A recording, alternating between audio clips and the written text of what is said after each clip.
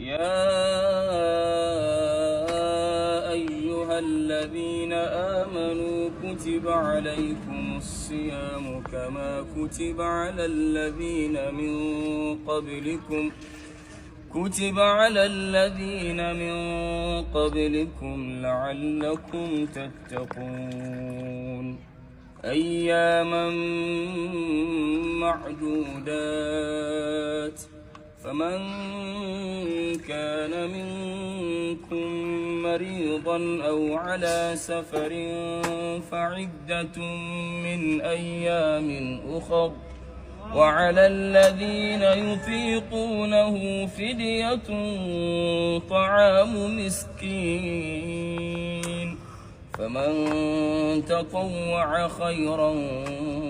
فهو خير له وأن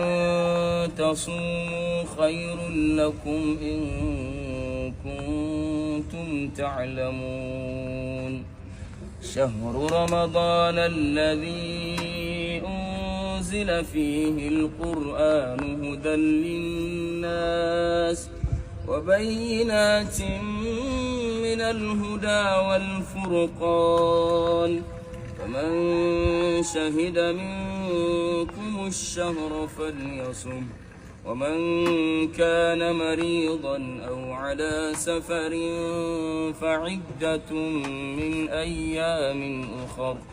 يريد الله بكم اليسر ولا يريد بكم العسر ولتكملوا العدة ولتكبروا الله على ما هداكم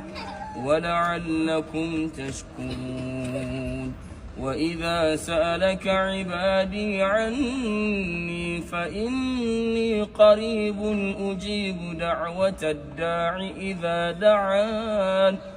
فليستجيبوا لي وليؤمنوا بي لعلهم يرشدون.